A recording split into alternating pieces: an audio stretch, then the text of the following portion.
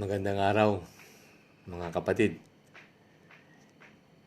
May the grace of the Lord Jesus Christ, the love of God, and the communion of the Holy Spirit be with us.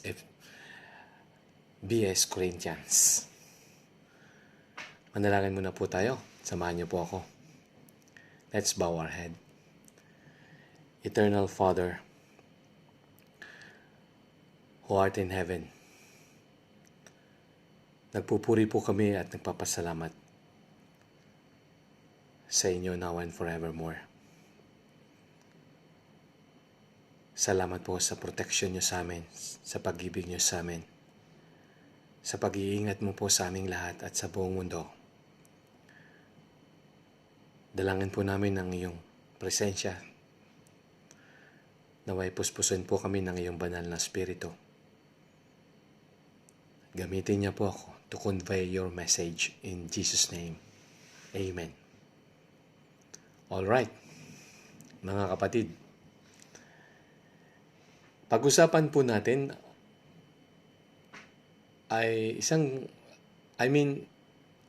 napakaraming pwedeng pag-usapan tungkol sa love and forgiveness ng Panginoong Diyos. Pero, salamat po sa ating banal na spirito na lagi nating kasama na binigyan niya po tayo ng hint to talk about the wrath of God. Sa Romans chapter 2, pero ang ating pag-uusapan lang ay yung maliit lang kasi hindi naman natin kayang madaming oras. 5 verse 5 to 9. Romans chapter 2 verse 5 to 9. Ano po? Okay. Tungkol po sa judgment or judge or hukom or batas or judgment. Dito sa atin, kailangan ng isang abogado o dalawang abogado ng dalawang panig o dalawang magkalaban, isang nagdidepensa at saka yung isang umaatake o yung naghahabla. At tapos merong hukom o merong abogado na siyang magja-judge. Opo. At regional trial court o sa korte, kaya lang meron tayong higher court, Supreme Court. Kung sa Amerika naman, meron dong tinatawag na jury. Binubuo ito ng 12 na katao. Pero, iba po ang Panginoon. Ang Panginoon ay ibang klaseng judge. Hindi na po niya kailangan ang lawyers. Hindi niya na kailangan ang crook defense strategies for remembering who actually had happened. Kamukha nung dito sa lupa na kinakailangang may mga ebidensya pa sila, meron pa silang mga witness. Meron, at kapag ka tinanong sa yung witness, kinakailangan consistent ang sagot. Pero speaking of God's judgment, God is a just judge. He is a holy judge. At hindi niya kailangan ang mga ebidensya na sinasabi na pinapakita dito sa lupa ng mga abogado. Kasi nung ginawa ng tao ang kasalanan, andoon siya sa tabi natin. Kita niya lahat ang nangyayari sa atin. Pamula nung tayo isilang hanggang sa kamatayan. Recorded dyan sa langit. Kaya alam na alam ng Panginoon kung anong nangyari. Hindi na natin kailangan mag-establish o hindi natin kailangan na mag-abogado pa. God is a just God. At kahit na sino pa tayo, believer man or hindi believer, we have to face the judgment of our judge and our Savior as well. Kasi ang Panginoong Jesus is our Savior as well as our judge. Kaya maraming salamat sa Panginoon kasi na-save na niya tayo. However, we have to talk about this. Kasi hindi naman lahat ng Christian ay nasa-save. Kasi, malay natin, yung Christian na yun ay Christian lang sa bibig. Ano po? So, surely, kapag tayo ay humarap na sa judgment sa ating oras, may kanya-kanya tayong oras, hindi na natin kailangang mag-apila kasi wala namang higher court.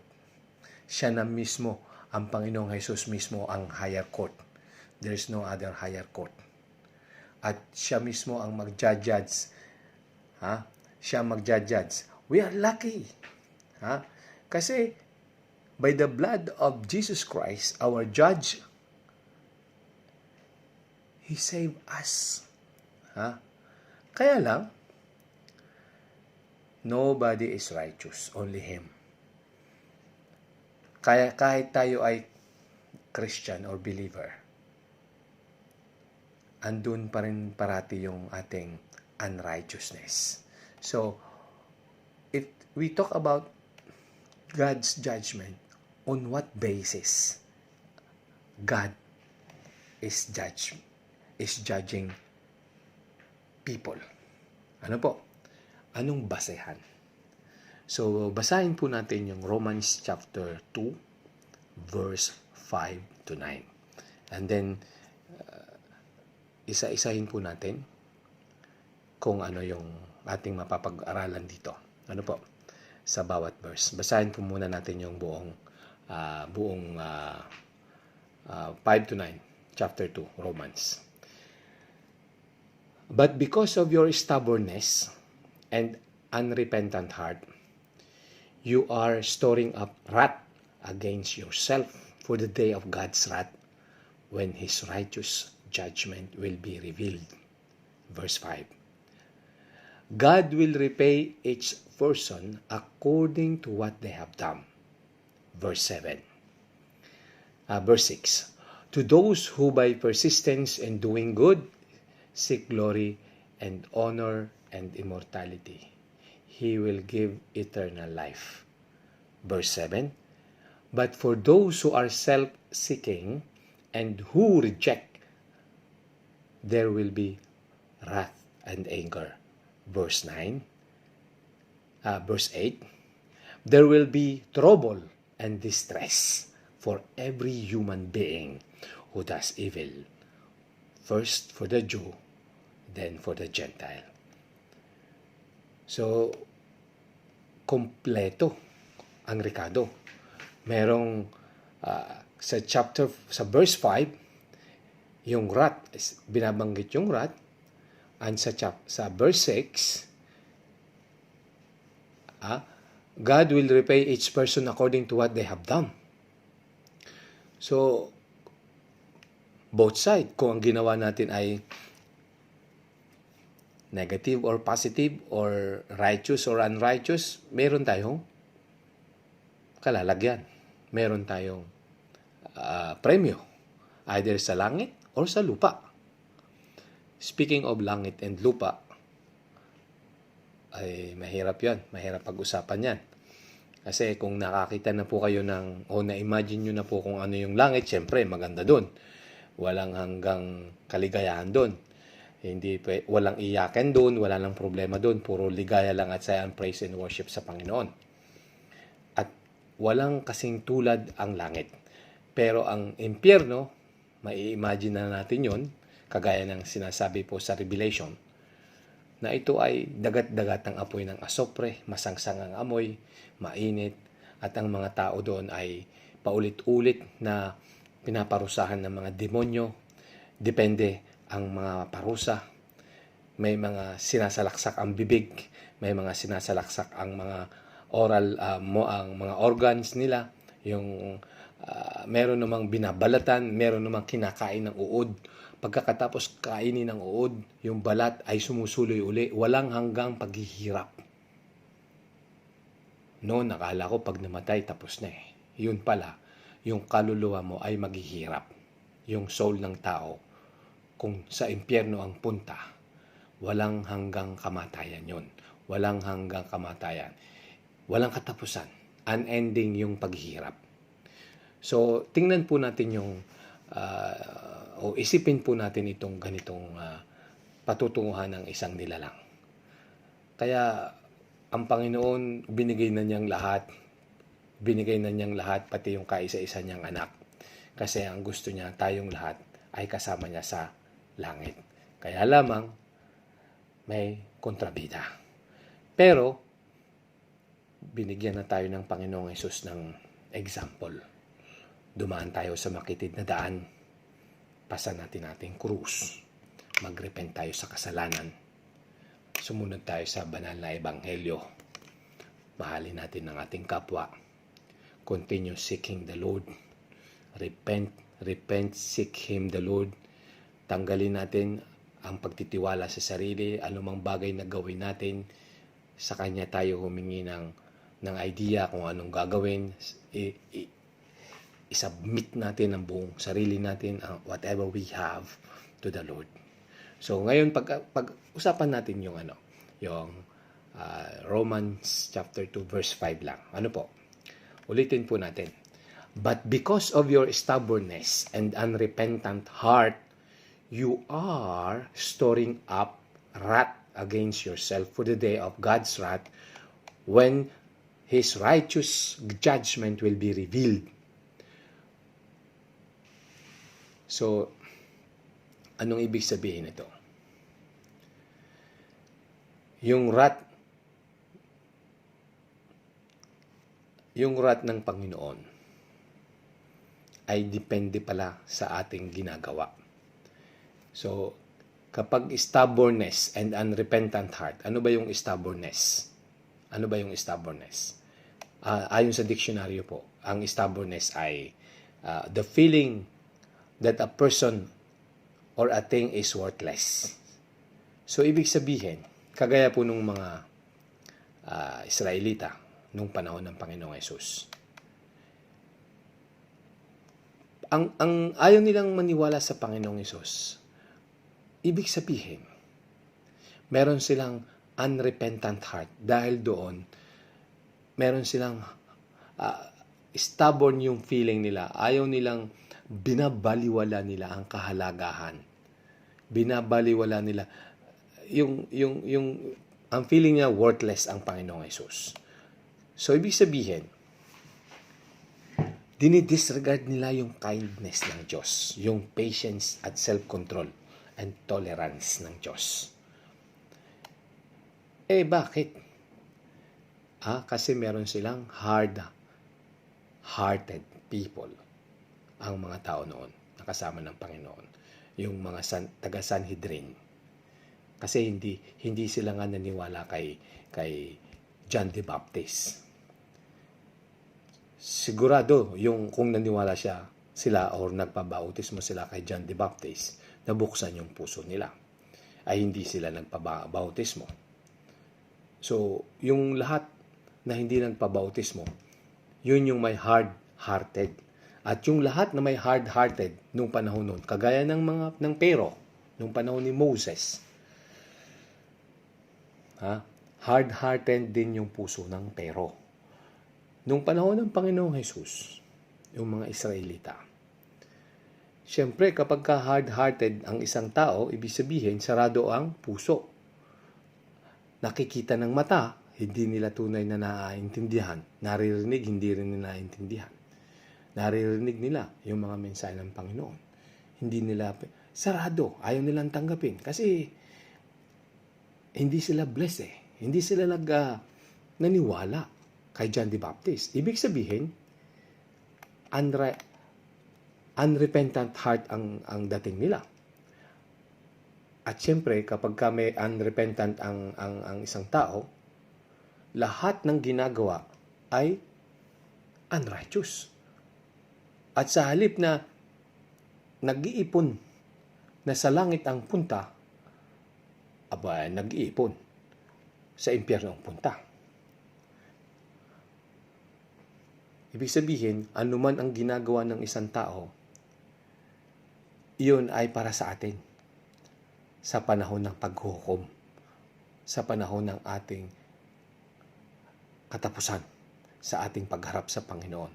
Kaya, yung ginagawa natin dito, yun ang magre-reflect. Yun din yung ating buhay na kakaharapin. Yun ang magiging susi ng buhay natin kakaharapin sa after death. So, yun ang ibig sabihin. Kaya tayo, kailangan nating mag-repent. Huwag tayong gumaya sa mga unrepentant person kagaya ng mga Israelita noong panahon ng Panginoong Jesus. But we are lucky, praise God, tinawag niya tayo at tayo ay naniniwala sa Kanya. Siya ay ating tagapagligtas. Basahin po natin yung verse 6. Yung Matthew 6, verse 19 to 20, patungkol din ito sa Romans chapter 2, verse 5. Basahin ko po yung Matthew 6, 19 to 20. Do not store up for yourselves treasures on earth, where moths and vermin destroy, and where thieves break in and steal. But store up for yourselves treasure in heaven, where moths and vermin do not destroy, and where thieves do not break in and steal. I remember yung kwento, yung last na bilin ni King Arthur sa kanyang general. Si King Arthur ay inabot ng kamatayan malayo sa kanilang lugar, malayo sa kanyang mother, sa kanilang tirahan. Kilala nyo naman si King Arthur. Si King Arthur ay isang pinakamayaman at that time at siya ay mananamdata, mananakop. At nung siya ay may sakit at feeling na talagang mamamatay na siya, meron siyang 3 bilin sa kanyang general. Ang una, sabi niya, tinanong nung general kung ano yung ibibilin. Ang unang bilin na ang sinabi ni MacArthur, una, pag siya ay namatay, ang gusto niyang magbitbit sa kanyang kabaong ay mga doktor. Yun ang una. Ang padalwa, dalawahin na lang natin para hindi para madali. Palusot pa, no? Nalimutan ko yung patatlo eh. Yung padalwa at patatlo na rin. Pag anya ako'y inilibing ninyo, gusto ko anya yung ang kamay ko ay nakalabas sa kabaong na empty-handed, na wala. Yon. At yung patatlo, yung padalwa, yun ay patatlo. Yung padalwa ay yung mga bulaklak ay ilalatag sa dadaanan nung maglilibing sa kanya. Ngayon, pagkatapos niyang marinig yung tatlo, kasi sabi ni MacArthur, bibigyan kita ng 3 habilin na kailangan gawin mo, sabi nung general. Nakinig yung general. Ngayon, tinanong nung general, ano po bang ibig sabihin? Bakit yung mga doktor ang magbubuhat sa aking kabaong, sa iyong kabaong? Sabi niya, gusto kong sabihin sa mga tao na walang kwenta mga doktor. Ang Diyos lamang ang makapangyarihan sa lahat. At kapag ikaw ay panahon na, ang Diyos lang nakakalam at ang Diyos lamang ang magbibigay ng buhay at kamatayan. Yun ang unang sagot. Unang sagot ay unang hiling. Ang padalwa, bakit kailangang maglagay ng maraming bulaklak sa dadaanan? Para ipakita ko sa tao na ang mga karangyaan ay hindi na kayang dalhin sa hukay ng iyong mga ginto na inipon, mga pera, kung saan yung mga bulaklak at pera ang iladaan sa kalsada ay hindi madadala sa hukay. So lahat ng pinaghihirapan natin dito ay aamagin lang, hindi papakinabangan.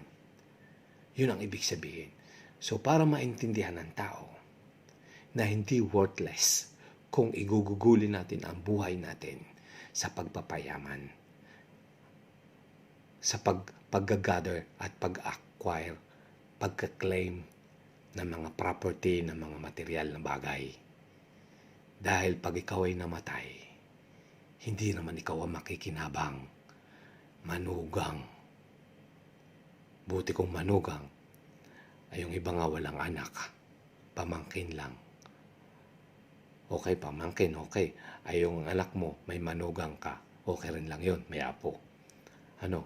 Sabay ganun, no? Kaya yung mga wala pang asawa dyan, mag-asawa na kayo. Kasi yung pinag-ipunan ninyo, pamigay nyo na lamang sa mahihirap. Ang patatlo, bakit po ang kamay ay kailangang ilabas na empty, na walang nakalagay, para ipakita daw sa mga tao na tayo ay dumating sa mundong ito na hubot-hubad. Ganon din tayong lalabas na wala. Kung wala tayong dumating, aalis din tayo sa mundo ng wala. So, ibig sabihin, yung ginagawa ng tao na rat race is nonsense pagdating ng iyong huling kamatayan, ng huling buhay mo sa mundo, dahil haharapin mo ang buhay mo kung anong ginawa mo dito sa lupa. Yun po ang mensahe ni MacArthur. Kagaya po ng binanggit dito sa Matthew 6:19-20. Do not store up for yourselves treasures on earth, where moths and vermin destroy, and where thieves break in and steal. But store up for yourself treasures in heaven, where moths and vermin do not destroy, and where thieves do not break in and steal. Paano tayo makakapag-store ng material o ng paano tayo makapagpagawa ng bahay sa langit? Siyempre, the more we trust the Lord, the more we seek the Lord, the more we praise the Lord in our thoughts, in our deeds, in the way we talk.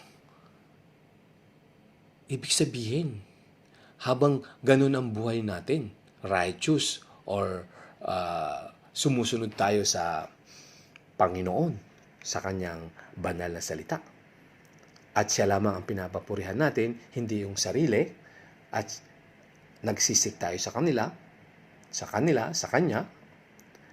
at yung ating pag-ibig sa kapwa. Ano bang ibig sabihin ng pag-ibig sa kapwa? Maraming ibig sabihin yan. Tayo ba ay nag-share sa ating kapwa? Dumadalaw ba tayo sa kulungan? Dumadalaw ba tayo sa mga may sakit? Nagpapakain ba tayo ng busog?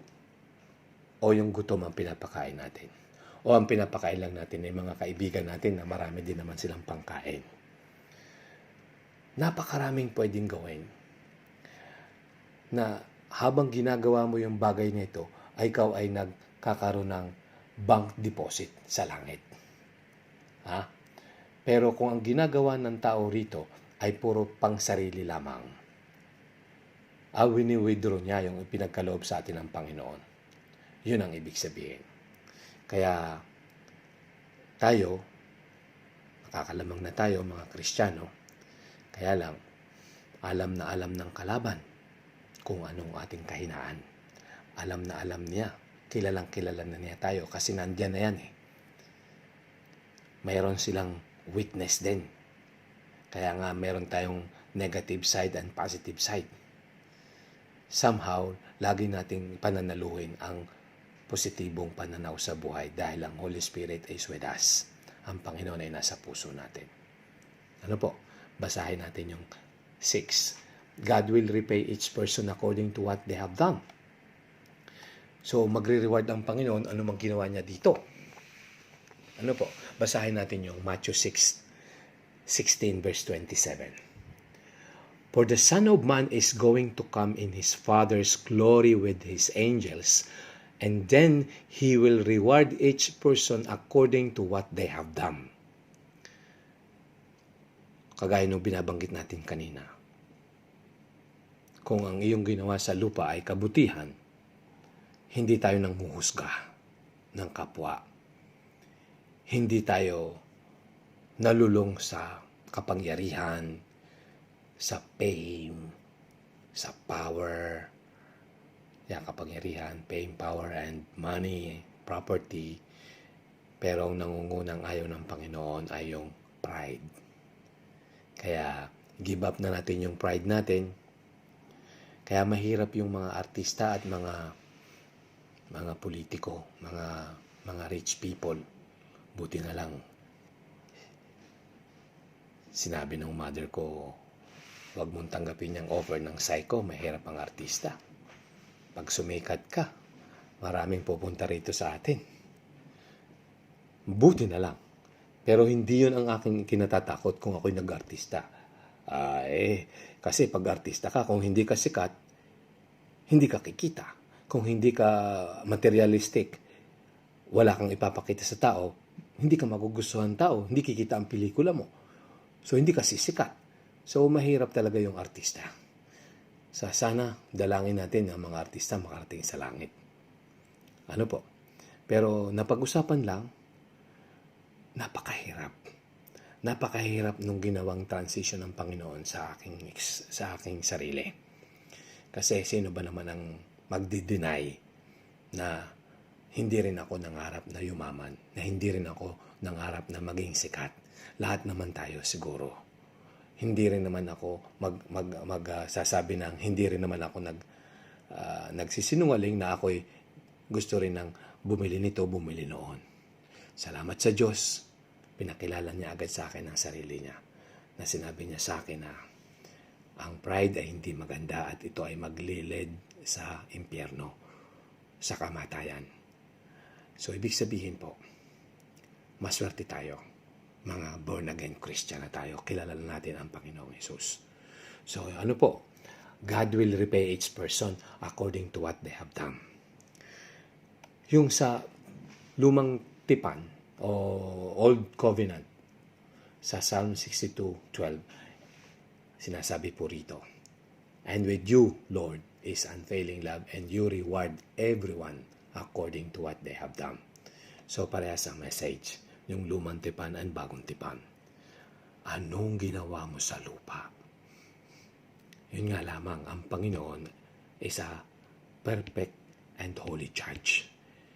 Hindi tayo pwedeng makawala. Lahat ng anggulo, lahat ng iniisip, sinasabi at ginagawa natin, simula nang tayo isilang hanggang sa ating magiging kamatayan, recorded, naka-video pa sa malaking screen. Alalahanin nyo yan. Ang Diyos ay makapangyarihan. Ang Diyos ay everywhere, omniscient, omnipotent, omnipresence.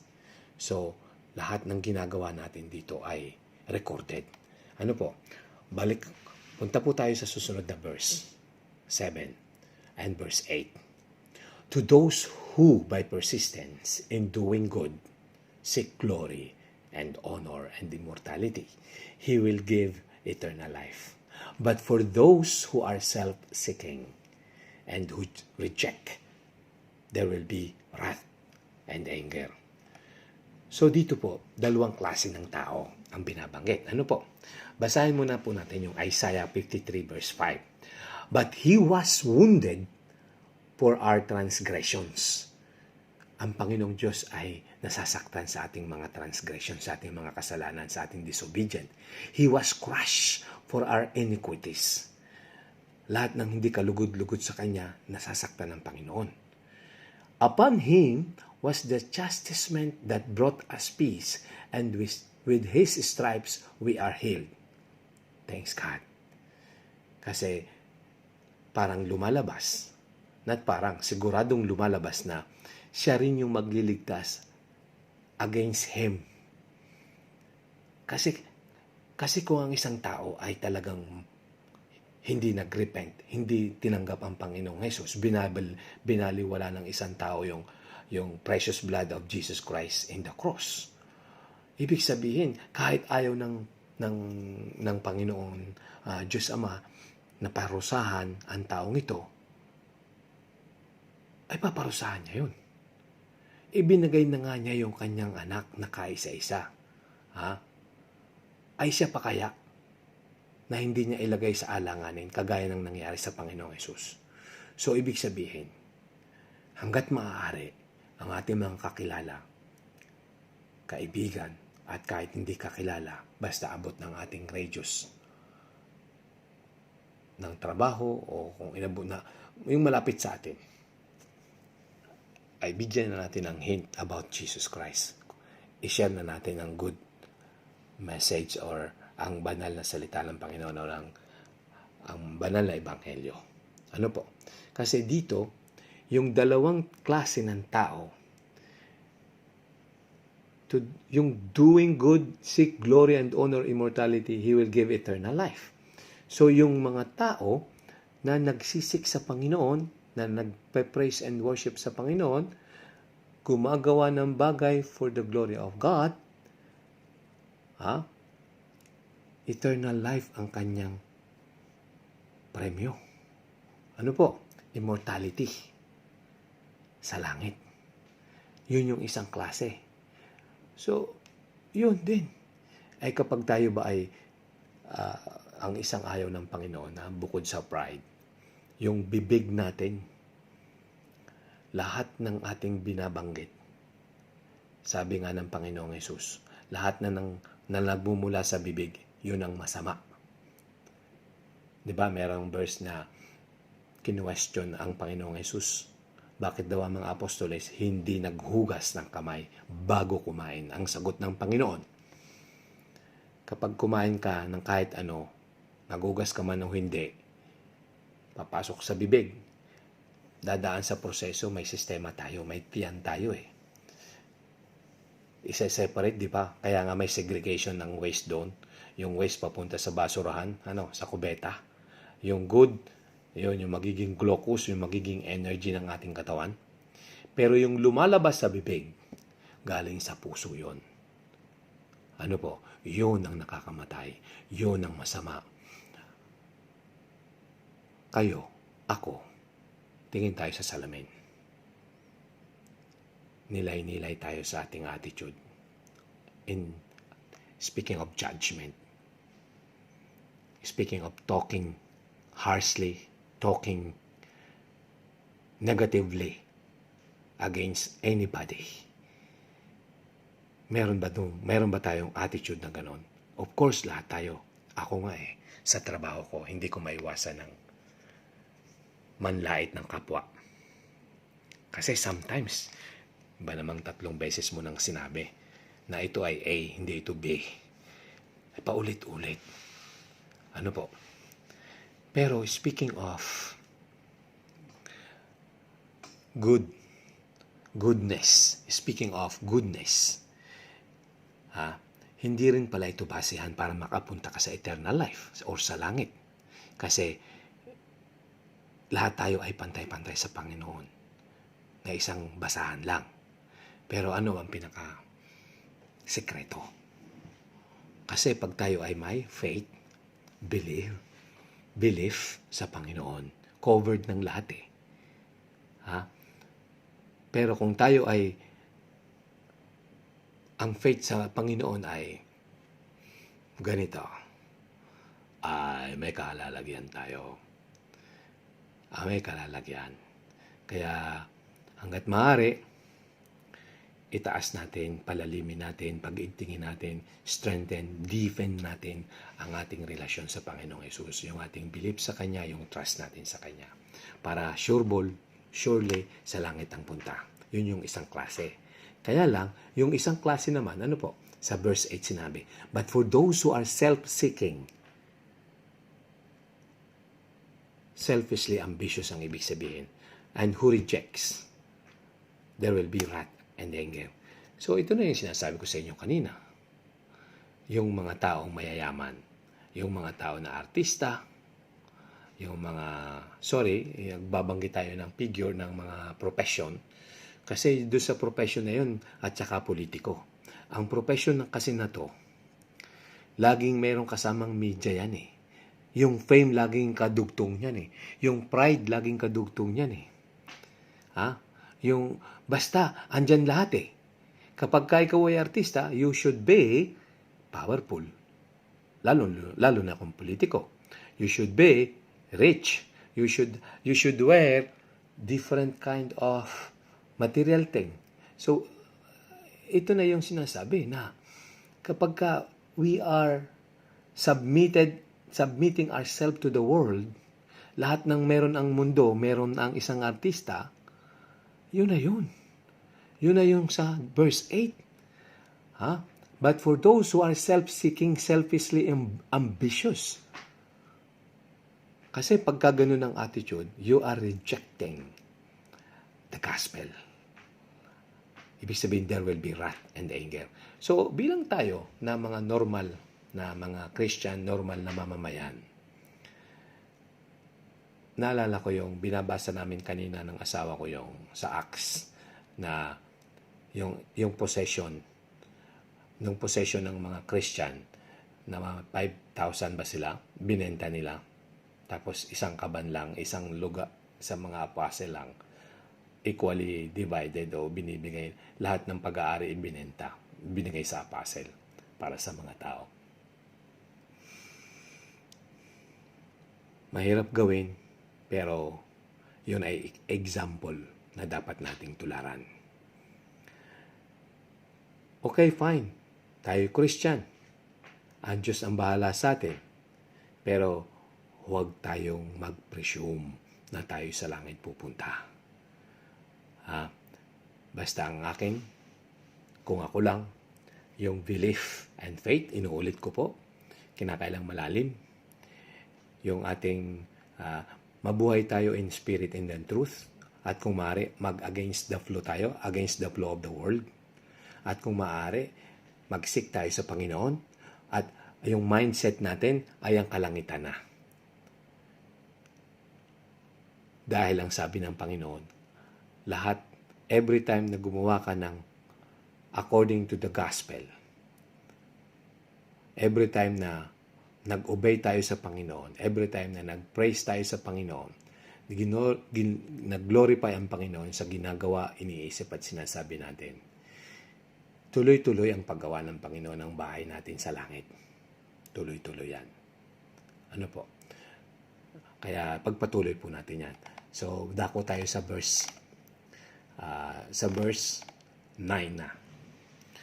So, ibig sabihin, yung pagiging artista, kalimutan nyo na yan. Kinalimutan ko na yan. Tsaka yung mga politiko na yan. Ano po? Huwag na natin yan kung ano. Huwag na natin isama sa listahan yan. Basta ang importante ngayon, yung ating pansariling gastos para sa mga pangangailangan, dapat meron tayo at meron din tayong kaunti para sa iba. Okay na po yun. Pero mas maganda yung tatawagan tayo ng Panginoon dyan sa mga bagay-bagay na yan, kung anong gusto niyang ipagawa sa atin. Basta manalangin lang tayo maya't maya sa Kanya. Okay, basahin po natin yung verse 9. Ano po? There will be trouble and distress for every human being who does evil. First for the Jew, then for the Gentile. Yun. God judges the Gentiles not based on the law of Moses. Kasi yung law of the conscience written in their hearts already. No one will escape the judgment. Lahat tayo, Kristiyano man o hindi. At yun ang sinasabi nga, nung panahon ang mga Israelita, may law of Moses pa sila. Pero yung mga Gentiles, isinulat na ng Panginoon yung batas sa puso. Kaya tayo, yung puso natin, yun yung sinasabi kanina na, binanggit natin kanina na, yung lumalabas sa bibig, yun ay galing sa puso. Kung ano lumalabas sa bibig ng isang tao, yun talaga ang kulay ng tao na yun. Yun ang kulay ng puso niya. Ano po? So, ibig sabihin, dito sa verse 9, yung tribulation, yung trouble, at saka yung extreme sorrow and pain ng mga tao, na gumawa ng evil sa lupa. So, kumbaga, yung summary nung binasa natin, 2, 3, 4, 5, 6, 7, 8, 9, yung verse na yon, pare-parehas naman, di ba? Magkakasunod lang ang ibig sabihin. Pero, dito sa verse 9. There will be trouble and distress. Trouble, yung tribulation na tinatawag. Yung distress, yun yung extreme anxiety. Siyempre, kung nakapanood na po kayo ng mga patotoo regarding sa impyerno, yung sigaw, yung daing ng mga tao sa sakit, sa sangsang ng amoy, paulit-ulit, yung iba na ang trabaho rito ay sa club ng mga babae, yung mga ari nila, mga kung ano-anong ipinapasok ng demonyo, yung iba uod paulit-ulit, repetitive yung parusa ng demonyo sa mga kaluluwang evil ang ginagawa rito. Kaya po kapag ang isang tao dito ay nalulong sa isang bagay or sa anumang material dito, at laglag kasi nga po magaling ang father of lies. Ang father of lies dito, karangyaan.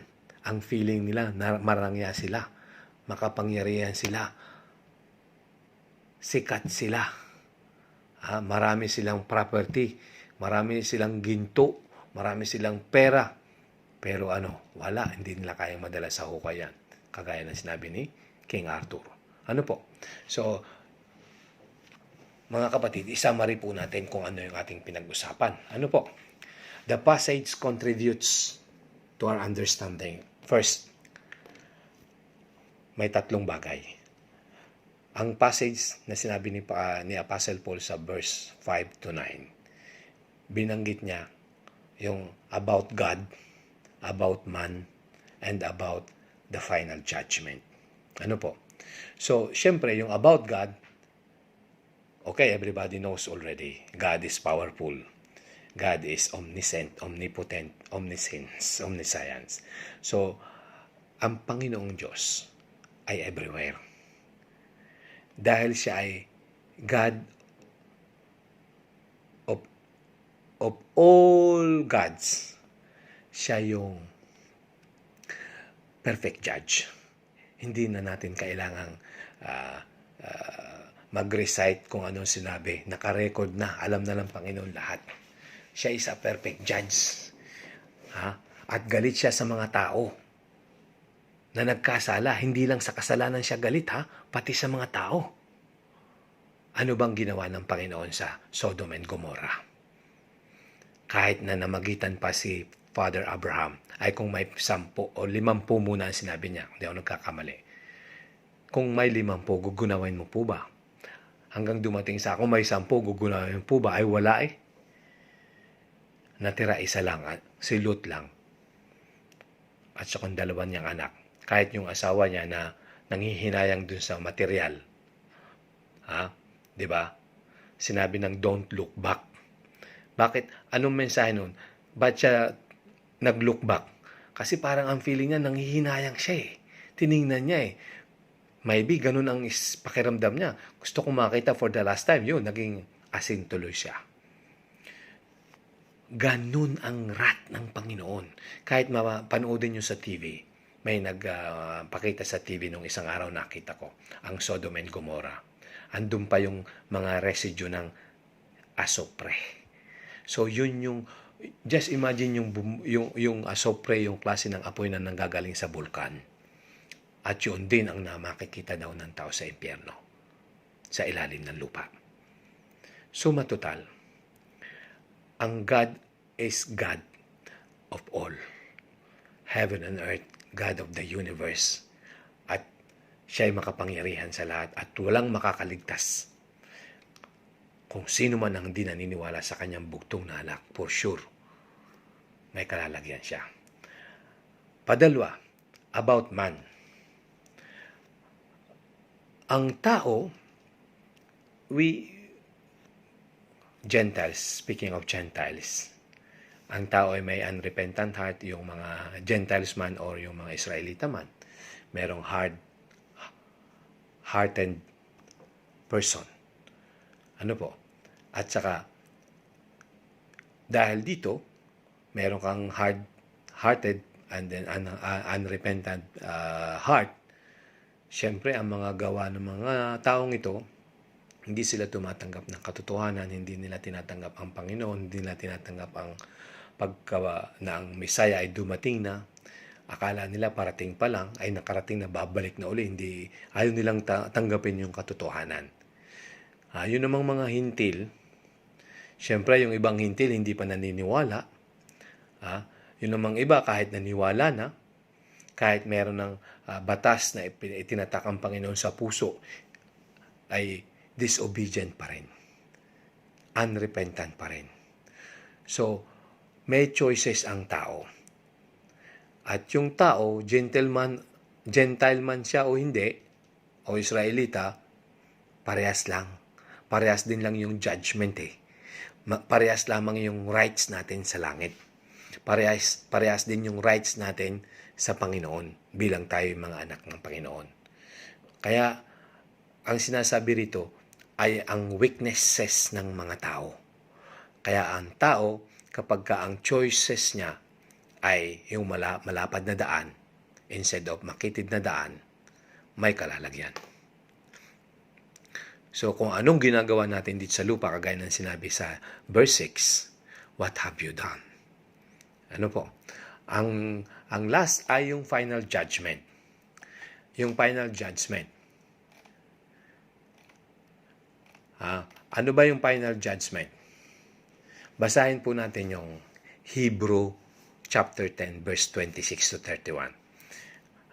For if we go on sinning willfully after receiving the knowledge of the truth, there no longer remains a sacrifice for sins, but a terrifying expectation of judgment and the fury of a fire which will consume the adversaries. Anyone who has set aside the law of Moses dies without mercy on the testimony of 2 or 3 witnesses. How much severer punishment do you think he will deserve who has trampled underfoot the Son of God and has regarded as unclean the blood of the covenant by which he was sanctified and has insulted the Spirit of grace? For we know him who said, vengeance is mine, I will repay. And again, the Lord will judge his people. It is a terrifying thing to fall into the hands of the loving God, of the living God. Amen. Hebrew chapter 10, 26 verse 31.